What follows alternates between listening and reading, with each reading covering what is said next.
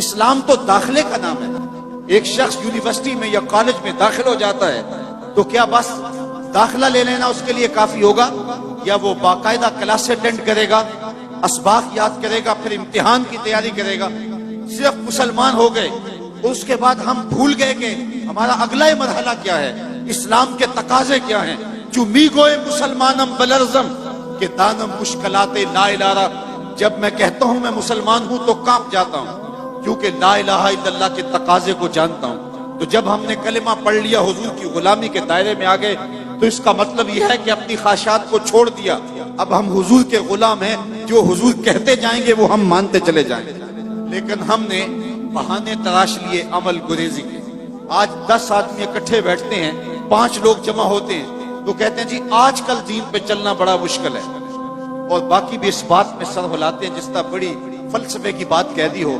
جی واہ ہاں ٹھیک ہے، آج کل دین پہ چلنا بڑا مشکل ہو گیا. میں اس کے جواب میں کہا کرتا ہوں کہ یہ وہ شخص کہہ رہے دین پہ چلنا مشکل ہے جو مسجد میں آتا ہے تو باہر پہرے دار کھڑا ہے اس کو ضرر نہ پہنچے، اندر موسم کے مطابق گرم اور ٹھنڈا پانی دستیاب. پھر جب وہ اندر گیا تو اندر مخملی قالین بچھے ہوئے تاکہ اس کو کوئی تکلیف نہ پہنچے. موسم کے مطابق ٹھنڈا اور گرم ماحول دستیاب ہے. جو مخملی قالینوں پر اور مسلوں پہ سجدہ کرتا ہے اور ٹھنڈے اور گرم ماحول میں موسم کی مطابقت میں راحت پاتا ہے، وہ کتنے نخرے سے کہتا ہے آج کل دین پہ چلنا بڑا مشکل ہے. میں کہتا ہوں صاحب تیرے لیے مشکل ہے یا کربلا والے حسین کے لیے مشکل تھا؟ جن کے لیے مشکل تھا انہوں نے تو کہا نہیں کہ دین پہ مشکل ہے، اور ہم خام خواہ کہہ رہے جی آج کل بڑا اوکھا ہو گیا دین پہ چلنا. میاں اس نے تو نہیں کہا جس کے پاؤں میں رسی ڈال کر کے مکے کے بازاروں میں گھسیٹا گیا اور لوہے کی کنگھیوں سے بدن چھیدے گئے، تپتی ہوئی ریت پہ لٹایا گیا، کوئلوں کے اوپر رکھا گیا، بدن پہ پیٹھ پہ کوڑے مارے گئے، لیکن بلال کی زبان سے احد احد کے نغمے سے امیہ بلال حبشی کی پیٹھ پہ کوڑے مارتا ہے اور حضرت بلال آگے سے مسکراتے ہیں. کسی نے رک کے کہا بلال عجیب تماشا ہے، تمہارا ظالم آقا تمہیں کوڑے مارتا ہے اور تم آگے سے مسکراتے ہو، بات سمجھ میں نہیں آئی. تو بلال حبشی نے جو جواب دیا ذرا میں آپ کی اس پہ توجہ چاہوں گا. بلال حبشی نے کہا کہ تم بازار میں جاؤ نا مٹی کا پیالہ خریدنے کے لیے تو اس کو بھی ٹھونک ٹھونک کے دیکھتے ہو، اس کی آواز تو ٹھیک ہے کہیں کچا تو نہیں ہے. کہا تم مٹی کا برتن خریدنے جاؤ، مٹی کا پیالہ بھی خریدنے جاؤ تو اس کو بھی ٹھونک بجا کے دیکھتے ہو، یہ کچا تو نہیں ہے، اس کی آواز تو ٹھیک ہے. کہا تم مٹی کا پیالہ خریدو تو اس کو بھی ٹھونک بجا کے دیکھتے ہو، اس کی آواز تو ٹھیک ہے.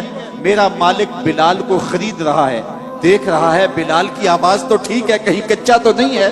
میں کہتا ہوں مالک خرید لے بلال کو، کھال ادڑ بھی جائے گی، حق حق کی آواز ختم نہیں ہو. زخم پہ زخم کھا کے جی خون جگر کے گھونٹ پی، آہ نہ کر لبوں کو سی یہ عشق ہے دل لگی نہیں. جب محبت کا دعویٰ کیا ہے تو محبت یہ نہیں ہے کہ ہم زبان سے کہتے ہیں کہ ہم محب ہیں، بلکہ محبت جو ہے وہ امتحان مانگتی ہے. محبت ہو تو پھر کربلائیں سجتی ہیں، محبت ہو تو پھر پا بجولا کیا جاتا ہے، محبت ہو تو پھر جیل کی سلاخوں کے پیچھے بھی کھڑے ہو کے یا رسول اللہ تیرے چاہنے والوں کی خیر کے نعرے لگائے جاتے ہیں. تو محبت امتحان مانگتی ہے، محبت تقاضا کرتی ہے کہ اب امتحان دو. ہمارے استاد پڑھا کرتے تھے عاشق عاشق ہر کوئی آنکھے پر عاشق بندا مر کے، زہر پیالہ کوئی نہیں پیندا پر عاشق پیندا پر کے. تو جب محبت کا دعویٰ کیا ہے تو اس کے تقاضے نبھانے پڑیں گے. ہمارا دین ہم سے تقاضا کرتا ہے کہ ہم اچھے اعمال کا ذخیرہ جمع کریں. تیسری بات جو ارشاد فرمائی وَتَوَاصَوْا بِالْحَقِّ، حق کی وصیت. حق سے مراد کیا ہے؟ امام قرطبی نے یہاں 3 قول بیان کیے ہیں. حق سے مراد اسلام ہے، حق سے مراد توحید ہے، اور حق سے مراد قرآن ہے. یعنی اگر اسلام لائے ہو تو پہلی بات یہ ہے کہ ایمان لانے کے بعد تمہارا وظیفہ عمل اتنا مضبوط ہونا چاہیے کہ تم دور سے پہچانے جاؤ کہ تم حضور کے غلام ہو. یہ نہ ہو کہ لوگ پوچھیں تم کون ہوتے ہو اور تم پاسپورٹ پیش کرو یہ دیکھو مذہب کے خانے میں اسلام لکھا ہوا ہے. میرے استاد فرمایا کرتے تھے صاحب یہ نہ ہو کہ لوگ تمہیں پوچھیں اور تمہیں بتانا پڑے کہ یہ دیکھو مذہب کے خانے میں اسلام لکھا ہوا ہے. آپ فرمایا کرتے تھے تمہاری وضاحت، تمہارا طرز زندگی، تمہارا انداز معاشرت ایسا ہونا چاہیے तुम दूर से चले आ रहे हो, लोग पहचान के कहें वो देखो आका का गुलाम आ रहा है। और ये तुम्हारी पहचान कब्र में भी होनी चाहिए, और ये तुम्हारी पहचान हश्र में भी होनी चाहिए। जब तुम लहद में जाओ तो मुनकर नकीर भी पहचाने कि ये हुजूर का गुलाम आ गया, और जब लहद से निकलो हश्र में भी पहचाने जाओ ये मुस्तफा जाने रहमत का गुलाम आ गया। अपनी वज़ाकत और अपना तर्ज जिंदगी ऐसा बताओ कि दूर से पता चले कि हुजूर के गुलाम हैं। नूर आंखों में तो चेहरों पे उजाले होंगे, मुस्तफा वालों के अंदाज निराले होंगे। दुनिया में भी उनके दम से मुकद्दर चमका, महशर में भी उनकी रहमत के हवाले होंगे। तो हमने अपने अंदाज़े जिंदगी को हुजूर के तरीका हयात के मुताबिक बनाना है। तीसरी बात इरशाद फरमाई, हक के दामन को थामना। आज हमारा तर्ज अमल और रवैया ये हो गया कि हमें क्या लगे, और इसने मुआशरत को चाट के रख लिया है। ये तर्ज जिंदगी और ये रवैया, हर बंदा कहता है जी सानू की लगे, हमें क्या लगे, हमें क्यों नहीं लगे। हुजूर ने इरशाद फरमाया, जब लोग कश्ती में बैठ जाते हैं और हर बंदा अपनी अपनी जगह घेर लेता है और उस अपनी जगह का मालिक बन जाता है, और एक शख्स अपनी जगह पे सुराख करने लग जाता है कश्ती के अंदर, तो बाकी अगर कहीं हमें क्या लगे, अपने घर में कर रहा है, अपनी जगह में कर रहा है, अपने घर छाछ बजाए या छल्ली बजाए, जिसका आजकल जो है वो मिसाल दी जाती है, तो वो कश्ती में अपनी ही जगह में सुराख करने लग जाता है। तो सारे अगर ये कहें कि हमें क्या लगे, तो थोड़ी देर के बाद कश्ती में सुराख होगा और अंदर पानी आएगा, ये भी डूबेगा, बाकी भी डूबेंगे।